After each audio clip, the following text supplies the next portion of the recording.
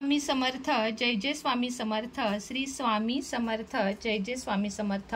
श्री स्वामी समर्थ महाराजांच्या नामस्मरणाने आजच्या व्हिडिओला सुरुवात करूया। शुभ दुपार तुम्हा सगळ्यांना। कसे आहात तुम्ही सगळे? आशा व्यक्त करते स्वस्त असाल, मस्त असाल। तर 24 जुलैला येत आहे आपली दीप अमावस्या आणि त्याचीच तयारी म्हणजे त्याचा व्हिडिओ मी तुमच्यासाठी आज घेऊन आलेले आहे। आणि दीप अमावस्या म्हटले की दिवे पाहिजेत बघा। तर हे आपले शंख दिवे जे आपल्याकडे आहेत, तुम्हाला हवे असतील तर नक्की कॉन्टॅक्ट करा। त्यानंतर चांदीचे निरांजन हे सुद्धा आपल्याकडे विक्रीला आहेत। आता हे थोडंसं आता काळं झालंय, पण हे आता चकचकीत घासून घेतलंय। हे साधं निरांजन हे सगळं आपल्याकडे आहे। त्यानंतर या समया ज्या आपल्याकडे आहेत, म्हणजे मी आता या पूजेसाठी मांडल्या आहेत, त्याही आपल्याकडे आहेत। असे सुंदर सुंदर वस्त्र पूजेसाठी। आता हे समईसाठी आसन हे सुद्धा आपल्याकडे आहेत। हे असे आहे, बघू शकता, समईचे आसन। त्यानंतर पूजेसाठी असा सुंदर असा रुमाल ज्याला आपण म्हणतो किंवा गालिचा ज्याला म्हणतो आपण, तो सुद्धा आपल्याकडे आहे। त्यानंतर स्वामी वस्त्र तुम्हाला हवे असतील तर तेही आहेत। तर असे सुंदर, म्हणजे खरंच पूजा अशी मांडली ना की आपल्यालाही प्रसन्न वाटते आणि दिसायलाही छान दिसते। तर आपण पुढे पूजा कंटिन्यू करूया। आपल्याला सर्वप्रथम सगळ्या दिव्यांना हळदी कुंकू लावून घ्यायचे आहे आणि दिव्यांचा मंत्र किंवा मग शुभं करोती, ठेव खाली, शुभं करोती आपल्याला पठण करायचे आहे। तुम्हाला जे काही म्हणावं वाटेल। आता माझ्या कसं एकतर श्री स्वामी समर्थ किंवा ओम श्री महालक्ष्मी नमो नमः या मंत्राचं मी सतत पूजा करताना सुद्धा पठण करत असते। मग उजाळा म्हणजे आपण प्रकाशासाठी ही पूजा करतो, मग मी ओम श्री महालक्ष्मी नमः याच मंत्राचं पठण करेन। त्यानंतर आपण थोड्या थोड्या अक्षता प्रत्येक दिव्यांना वाहून घ्यायच्या आहेत। आता याआधी आपल्याला दिवे प्रज्वलित करायचे आहेत, म्हणजे जेव्हा आपण पूजा करणार आहोत। आता कुंकू लावायच्या सुद्धा आधी दिवे प्रज्वलित करून घेतले। त्यानंतर आपण सगळ्या दिव्यांना हळदी कुंकू लावून घेऊया सगळ्यांना। ओम श्री महालक्ष्मी नमः माझ्या म्हणजे सतत मुखामध्ये हा मंत्र असतो, किंवा मग श्री स्वामी समर्थ सगळ्यांना आपण लावून घेतलेला आहे कुंकू। त्यानंतर थोड्या थोड्या अक्षता प्रत्येक दिव्याला आपल्याला व्हायच्या आहेत। आघाडा पण लागतो, पण मला आज मिळालेला नाहीये, त्यामुळे मी फक्त फुलं वाहत आहे। आघाडा पण व्हायचा आहे आणि लहायांचा नैवेद्याला महत्त्व असतं। लहाया एक आपल्याला व्हायच्या आहेत।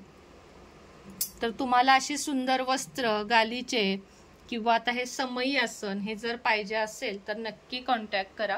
आपल्या महाराजांचं वस्त्र सुद्धा खूप सुंदर आहे, तेही तुम्हाला हवं असेल तर कॉन्टॅक्ट करू शकता।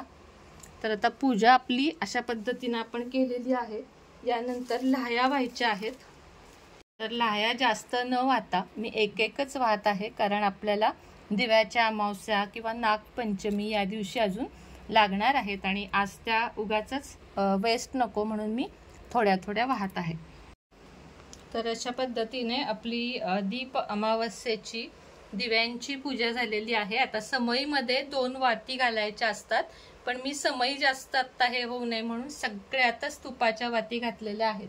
बरं, या तुपाच्या वाती जरी तुम्हाला पाहिजे असतील तर कृपया संपर्क साधा, कारण आता श्रावण महिना आलेला आहे। आपल्या सगळ्यांना या तुपाच्या वाती लागणार आहेत। 1 तास या प्रज्वलित राहतात। तरी सगळ्यांनी कृपया, तुम्हाला येथील काहीही पाहिजे असेल तर संपर्क साधावा। त्याच पद्धतीने स्वामी मूर्ती कशी असावी असा मला प्रश्न येतो। तर देवघरात मैत्रिणींनो, फक्त अशी स्वामी मूर्ती पितळेचीच असावी।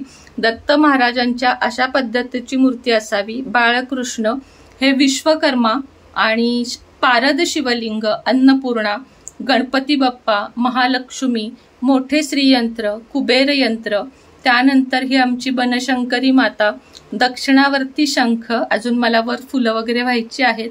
तर अशा पद्धतीने आपले देवघर आहे आणि ही आत्ता मांडलेली अशा छान अशी पूजा आहे। तर भेटते तुम्हाला थोड्या वेळाने।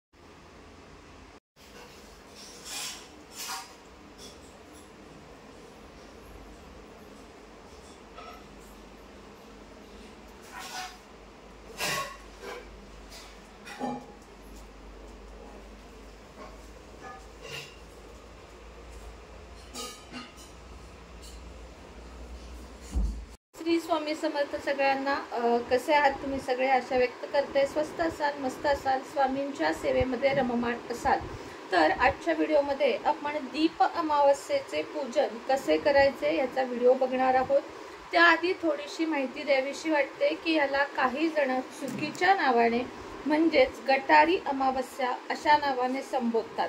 मात्र ही अमावस्या गटारी नसून गतहारी अमावस्या असे याचे खरे जुने नाव आहे. म्हणजे जे ठेवलेले आहे ते गतहारी म्हणजे दुःखहारी, सगळे संकट हरून नेणारी अशी ही गतहारी अमावस्या असते. या दिवशी तुम्हाला सर्व दिव्यांची चकचकीत घासून संध्याकाळच्या वेळेमध्ये 6:30 ते 7:30 या वेळेमध्ये दीपपूजन करायचे असते. दीपपूजन ज्या दिवशी करतो या आता गतहारी अमावस्या दिवशी बऱ्याच ठिकाणी म्हणजे ड्रिंक वगैरे घेऊन मांसाहार केला जातो. मात्र हे संपूर्ण चुकीचे आहे. कारण आपल्या घरामध्ये आपण दिव्यांची पूजा करत असतो. काही गोष्टी पावित्र्याने केलेल्या खूप चांगल्या असतात. मात्र हा ज्याचा त्याचा वैयक्तिक प्रश्न आहे असं मला वाटतं. मात्र प्रामाणिकपणे सांगते की या दिवशी या गोष्टी करणे टाळा. कारण दुसऱ्या दिवशीपासून श्रावण महिना सुद्धा येत आहे.